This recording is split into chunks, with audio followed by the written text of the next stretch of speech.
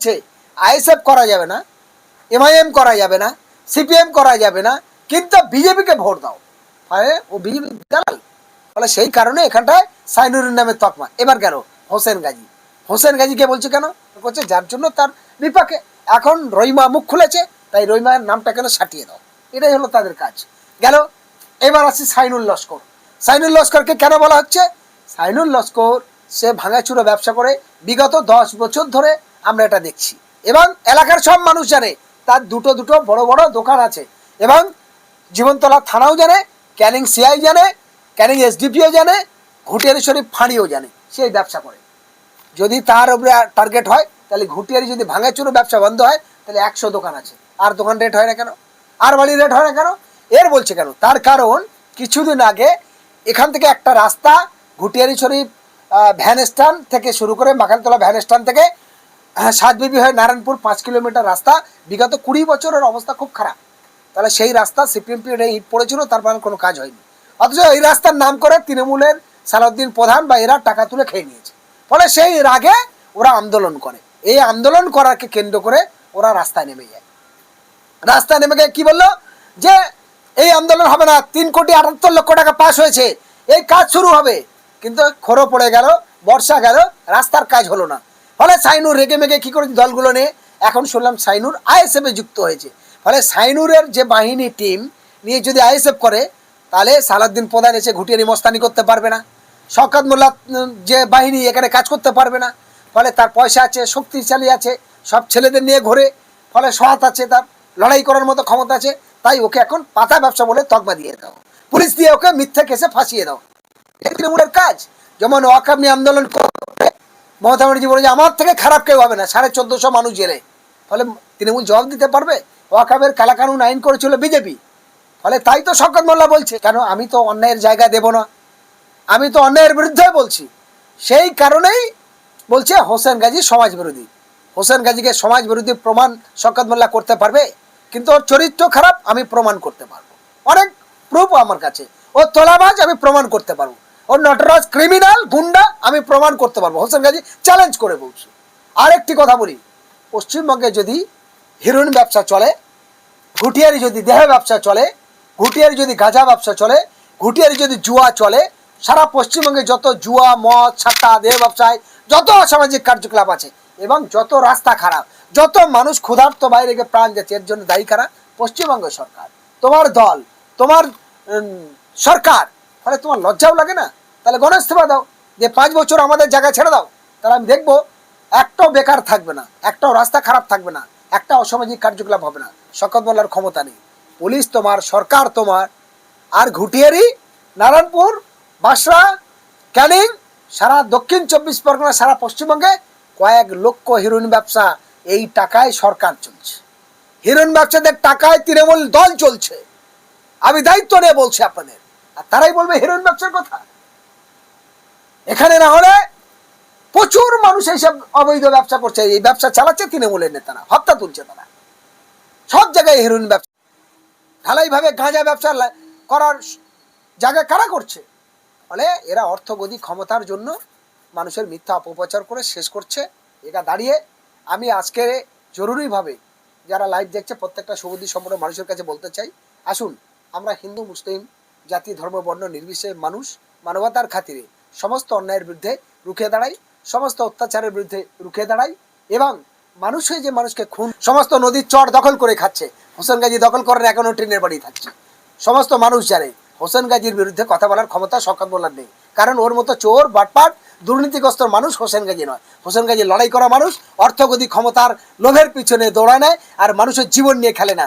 মানুষের জীবন বাঁচানো হোসেন গাজীর কাজ, মানুষকে সঠিক পথে পরিচালনা করা হোসেন গাজীর কাজ, অন্যায় অত্যাচারের বিরুদ্ধে মুভমেন্ট করা হোসেন গাজীর কাজ, মানুষের ন্যায় ইনসাফ পাইয়ে দেওয়া হোসেন গাজীর কাজ।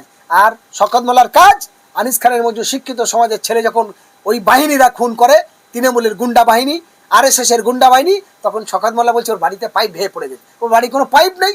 ফলে কত বড় মূর্খ জানোয়ার, এটা বুঝতে হবে মানুষকে। ফলে শওকত মোল্লা এদের মতো কিছু মুসলমান নামধারী মুসলমানের জন্য গোটা মুসলমান জাতিকে বদনাম হচ্ছে, গোটা মুসলমান সমাজকে বদনাম হচ্ছে। ফলে আমি পশ্চিমবঙ্গের প্রত্যেকটা সুবুদ্ধি সম্পন্ন মানুষের কাছে বলতে চাই, আপনাদের লাইভ যারা যারা দেখছে প্রত্যেকটা মানবিক হিন্দু, মানবিক দলিত, মানবিক আদিবাসী মানবিক মুসলমানদের কাছে বলবো, এই বেঈমান, এই ধোঁকাবাজ, এই অত্যাচারীদের থেকে সাবধান হন।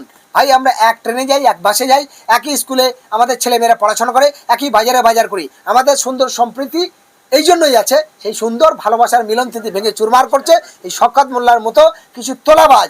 আরেকটি কথা বলি, যারা তৃণমূল দলটা করেছে, সংগ্রাম লড়াই করে এনেছে, মানিক পাইকের মতো অনেকে খুন হয়েছে, রহিমা লস্কর এবং আরাবুল কাইজারের মতো পুরানো লোক অনেক, তারা দল ছেড়ে গিয়ে হাউ হাউ করছে এই শওকত মোল্লার মতো গুন্ডা বাহিনীদের জন্য।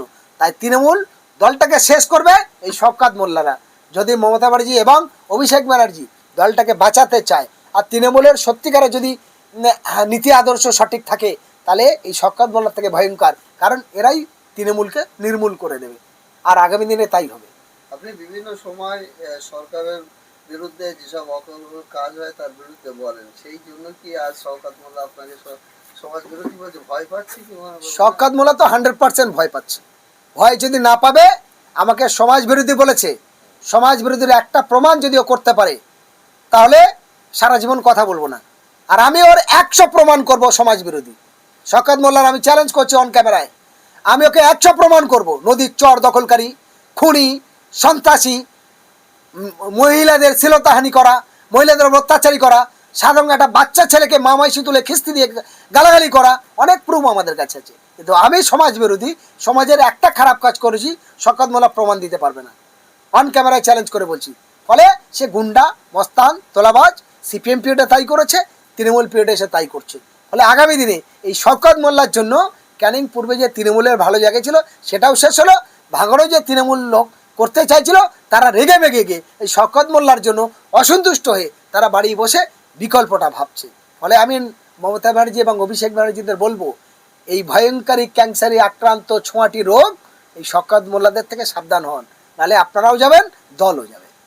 মানে ফেসবুকে ভুল স্বীকার করেছে যে এটা ভুলবশত এটা একদম দেখুন, আর বাংলা এবং এরকম ধরনের কয়েকটি চ্যানেল আছে, বাংলা হাট বলে একজন, বাংলা হ্যান্ড, এরা সবাই আরএসএস এর দালাল। এরা ওই শওকত মোল্লার মতো কিছু পা চাটা মানুষ টাকার লোভের জন্য মানুষের বিবেক নিয়ে খেলছে, মানুষের জীবন নিয়ে খেলছে। ফলে আমি আর বাংলা এবং ওই বাংলা হ্যান্ড সাংবাদিকদের উদ্দেশ্য পুরো চ্যালেঞ্জ করে বলছি, একটা প্রমাণ করান যে যে মুসলমানদের মিথ্যা করে ফাঁসানোর চক্রান্ত হচ্ছে এরা বাংলাদেশি। কিন্তু আমি প্রমাণ করব বাংলাদেশের অসংখ্য হিন্দু ভাইরা আমাদের দেশে আছে, এসেছে 2 কোটির ওপরে, কিন্তু তাদের তো আমরা কোনোদিন আক্রমণ করিনি। আমরা একই বাসে, একই ট্রেনে, একই বাজারে যাই, আমাদের সুন্দর সম্প্রীতি আছে। সেই সম্প্রীতি নষ্ট করছে এই গদি মিডিয়ারা, আর এরাই হলো এই বিজেপির চামচা, আরএসএস এর দালাল। আর এই আরএসএস এর দালাল আর এক দালাল শওকত মোল্লারা, তাই বলছে বিজেপিকে ভোট দাও, টুকরো করে দিয়েছে। বারুইপুর এসডিপিও সাহেব সাংবাদিক সম্মেলন বলেছে, কই আপনার এবিপি আনন্দে দেখিয়েছে? কই আপনার আর বাংলায় দেখিয়েছে? বাংলা হ্যান্ডকে দেখিয়েছে? শেখ জামিরুলকে মেরে হাত পা ভেঙে দিয়েছে, কারেন্ট শর্ট দিয়েছে, পায়ে দড়ি বেঁধে ঢালাই রাস্তা টানতে টানতে নিয়ে গেছে। কোনো একটা টিভি চ্যানেল দেখিয়েছে? এ বাংলা হ্যান্ড সাংবাদিকরা দেখিয়েছে? আর বাংলা দেখিয়েছে? ফলে এরা সব দালাল। আজকের তাদের হয়ে সুভাষিস চক্রবর্তী সহ 27 জন তৃণমূল বিজেপির উকিলদার লেগেছে খুনিদের বাঁচাতে। কই কোনো বড় চ্যানেল দেখাচ্ছে? এই পর্যন্ত 4 বার তারা পরাজিত হয়েছে, 4 বার আলিপুর জজ কোর্ট থেকে মুখে ঝামা ঘষে দিয়েছে, এখনো জামিন পাইনি। সেই লড়াই আমরা লড়ছি। একটা অংশ সাংবাদিকরা তো বলছেন যে হোসেন গাজী হচ্ছে প্রশ্রয় দিচ্ছে রোহিঙ্গা বাংলাদেশিদের। 100 বার দিয়েছি, 500 বার দেবো। কারোর ক্ষমতা থাকলে হোসেন গাজীর লোম সোজা করবে, কারণ রোহিঙ্গারাও মানুষ, মানবিক, এবং তারা মানুষ। ভগবান আল্লাহ ঈশ্বরগড় বলছে, হে মানুষ তুমি পৃথিবীর সর্বশ্রেষ্ঠ। তাই ভগবান আল্লাহ ঈশ্বরগড় মানুষকে সুন্দর পবিত্র বানিয়েছে। এই মানুষ তার সুখ দুঃখের কথা সমস্ত মানুষের বলতে পারে, এই মানুষ সারা পৃথিবী ভ্রমণ করতে পারে সমস্ত প্রাণীর থেকে, তাই মানুষকে শ্রেষ্ঠ বানিয়েছে। আর আমি মানুষ হিসাবে আর একটা মানুষকে সাহায্য করেছি, এটা আমার মানবিক কর্তব্য। আমি কোনো হিন্দু বিরোধী নয়, কোনো দলিত আদিবাসী কারো বিরোধী নয়, আমরা সবাইকে সমান চোখে দেখি।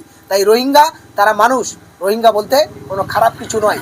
তারা ভারতবর্ষে গদি দখলের জন্য আসেনি, তারা ভারতবর্ষের জায়গা দখল করতে আসেনি, বিজনেস করতে আসেনি, তারা বাঁচার তাগিদের জন্য এসছে। তাদের কাছে রিফিউজি কার্ড আছে, শরণার্থী কার্ড, সেই কার্ডে ইউএসসিআর দপ্তর থেকে দিয়েছে। তাই দিল্লি সহ সারা ভারতবর্ষে নয়, সারা পৃথিবীর মধ্যে রোহিঙ্গারা কম বেশি আছে, সারা বিশ্বের মানুষ তা দেখেছে। যে পুরনো খবর আর বাংলা চ্যানেলে যে পুরনো খবর দেখিয়েছিল যে আপনি রোহিঙ্গাদের এখানে রাখেন, সেই খবর পুনরায় আবার নতুন করে তারা সোশ্যাল মিডিয়াতে তারা আবার পোস্ট করছে, এই বিষয়ে কি বলবেন? যে ঘরে আজকে বসে আছি এই ঘরে ওরা বলেছিল এটা নাকি খারিজি মাদ্রাসা, এটা নাকি সন্ত্রাস বাহিনী তৈরি হয়, এখানে আতঙ্কবাদী তৈরি হয়।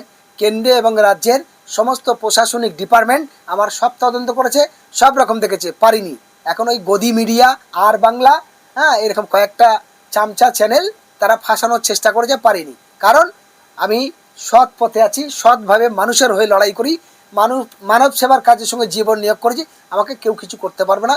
সমস্ত হিন্দু, মুসলমান, দলিত, আদিবাসী সকলের দোয়া আশীর্বাদ আমার সাথে আছে। কিন্তু বারংবার যে আপনি আক্রান্ত হচ্ছেন এরকম আমরা সূত্র মারফত জানতে পারলাম যে আপনি যে গার্ডের জন্য যে আবেদন করেছেন সরকারি, এই বিষয়ে আপনি কি বলবেন? দেখেন, অলরেডি ভাবে আমাকে খুন করার প্ল্যান তৈরি করেছিল ক্যানিং পূর্বের বিধায়ক শওকত মোল্লা এবং ক্যানিং পশ্চিমের বিধায়ক পরেশরাম দাস। তারা অলরেডি ভাবে 3-4 দফায় বিভিন্ন জায়গায় বিভিন্ন আলাপ আলোচনা করেছে। তাদেরই মধ্যে কোনো মাধ্যমে আমাদের কাছে সমস্ত রকম খবর আছে এবং আমাকে বারবার অ্যাটাক করার চেষ্টা করেছে। 2-3 বার আমার বাড়িতে বোমবাস্টিং করেছে, রাত্রে 10টা-11টার সময় আচমকা আমার বাড়ি ঘেরাও করেছে, পুলিশ দিয়েও আমাকে হেনস্থা করার চেষ্টা করেছে, কোনো দিকে পারিনি। আমি রিসেন্ট আবার সরকারি প্রত্যেকটা প্রশাসনিক ডিপার্টমেন্টে চিঠি করেছি, নিরাপত্তার আবেদন রেখেছি। আমি যেখানে পাই তো ভালো, না পেলে আমি বেসরকারি নিরাপত্তা নিয়েও মাঝে মাঝে চলাফেরা করতে হয় এবং হাইকোর্টে অলরেডিভাবে আমি রিট পিটিশন করছি নিরাপত্তার আবেদনের জন্য। কারণ এই হারামি মোল্লাদের তো বিশ্বাস নেই, এরা মানুষের জীবন নিয়ে খেলতে এদের সময় লাগে না, ফলে তাও শয়তানদের থেকে একটু সাবধান থাকতে হয়, তার জন্য হাইকোর্টে নিরাপত্তার আবেদন করেছি। প্রথম কথা আমি বলি, আমি আইএসএফ করি না এবং আমি আইএসএফের নেতা নই, কিন্তু তারপরেও তাদের সমর্থনের কথা কেন বলছি, এটাই তৃণমূলের নেতাদের কাছে প্রশ্ন। দেখুন ভাই, আমি লাইভ যারা দেখছে সকলের উদ্দেশ্যে বলতে চাই, হোসেন গাজী, আমি একজন সামাজিক মানুষ। আমি দেশ বাঁচাও সামাজিক কমিটির রাজ্য সম্পাদক, আমি সিপিডিআর ইন্ডিয়া হিউম্যান রাইটসের পশ্চিমবঙ্গের রাজ্যের কোঅর্ডিনেটর এবং জমিয়াত উলামাহিন হযরত মাওলানা আরশাদ মাদানী সাহেব বরকাতুহুর একজন সৈনিক। সেই হিসাবে আমরা আয়লা, লায়লা, বুলবুলি, আমফান, তুফান, যেখানে প্রাকৃতিক দুর্যোগ হয়েছে আমাদের শক্তি মতো সাহায্য নিয়ে সেই মানুষের পাশে দাঁড়িয়েছি। তারপরে যেখানে খুন, মার্ডার, ধর্ষণ হয়েছে, সে কোন দল, কোন জাত, কোন ধর্ম দেখিনি, আমরা আমাদের শক্তি মতো সেই মানুষের ন্যায় ইনসাফ পাওয়ানোর জন্য লড়েছি। আমাদের বক্তব্য, এই দেশ স্বাধীনতার জন্য টন টন রক্ত দিয়ে স্বাধীন করেছে, কিন্তু এই দেশের সংবিধান যারা অপবিত্র করবে, অর্থাৎ মানুষের গণতান্ত্রিক অধিকার যারা হরণ করবে, তাদের বিরুদ্ধে কিন্তু আমরা মুখ বুজে থাকবো না, লড়াই করব এবং সত্যটা বলবো। সেই কারণে বর্তমান রাজনৈতিক সমাজে এবং সমাজ ব্যবস্থার জায়গা দেখলাম ক্যান্সারের থেকে বেশি আক্রান্ত হয়ে যাচ্ছে দুটো রাজনৈতিক দল, একটা হলো বিজেপি আর একটা হলো তৃণমূল। সেই জন্য করে এই বিজেপি আর তৃণমূল আমরা দেখছি লাগাতারভাবে হয় ধর্ম নিয়ে, জাত নিয়ে, আর নয় রাজনৈতিক হিংসায় নিয়ে ক্যান্সারের মতো আক্রান্ত তৈরি করে দিচ্ছে না।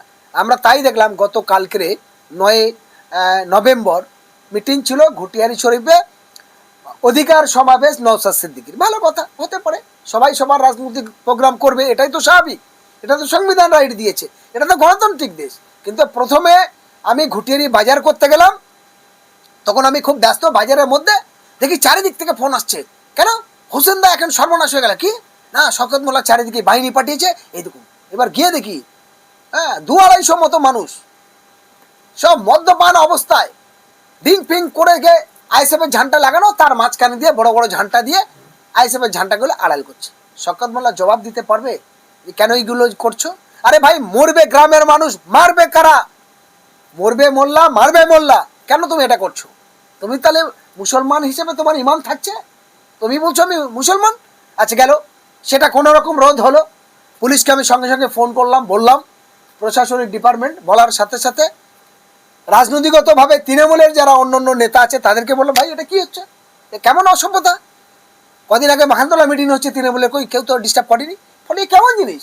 আমরা এক গ্রামে থাকবো আর আমাদের মধ্যে এই দাঙ্গা, বলতে খানিকটা খামোশ হলো। এটা হয়ে চলে যাওয়ার পর মিটিংটা যখন শুরু হলো, তারপরে নওশাদ সিদ্দিকী আসছে, আসার পরে প্রথমেই শওকত মোল্লা ওখান থেকে বহু বাহিনী পাঠানোর পর সালাউদ্দিন বলে একজন আছে নারায়ণপুরে, প্রধান, তার সঙ্গে যুক্ত হয়ে সে কী করেছে, বিভিন্ন এলাকায় লোক পাঠাতে শুরু করলো যে যারা বাড়ি থেকে বাইরে না যেতে পারে, আইএসএফের মিটিংয়ে যেন যেতে না পারে। কেন ভাই এগুলো হবে? সেটা গেল। তারপর কালো পতাকা নিয়ে নওশাদ সিদ্দিকীর গো ব্যাক শুরু করেছে। নওশাদ সিদ্দিকী বাপের বেটা এবং সৎ ছেলে, সাহস ছিল, সে দাঁড়িয়ে বলেছে কেন মা কি হয়েছে, সেটা আপনারা সবাই কালকে দেখেছেন।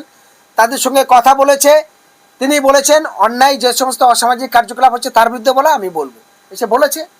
রিটার্ন যাওয়ার পরে চা খেতে গেল, সেখানে কি করেছে, হঠাৎ আচমকাভাবে তৃণমূলের ওই হারমাদ বাহিনীরা ধোকাটায় যারা ওনার কিছু আইএসএফের সমর্থকরা এসেছিল তাদের গাড়ি ভাঙচুর করেছে, মোবাইল কয়েকটা কেড়ে নিয়েছে, সাইকেল নিয়েছে, মারামারি করেছে। কেন এগুলো করবে? শওকত মোল্লা এগুলো করলেন তার বাহিনী দিয়ে এবং সালাউদ্দিন প্রধান। আর দোষ হচ্ছে কাদের বললে, এগুলো আইএসএফের গোষ্ঠীদ্বন্দ্ব। আইএসএফের কোনো গোষ্ঠীই নেই, কোনো দণ্ডাই নেই, ওরা সবে এক, সবে নূতন প্রজন্ম, সব মানুষ একসঙ্গে করছে। ফলে রহিমা লস্করকে কেন বলছে? সে পুরানো তৃণমূলের দায়িত্বে এবং সে নির্বাচিত পঞ্চায়েত সমিতির নেত্রী এবং পুরানো তৃণমূল। শওকত মোল্লা সিপিএম থেকে উড়ে এসে জুড়ে বসে গুন্ডামি করছে, খুন করছে,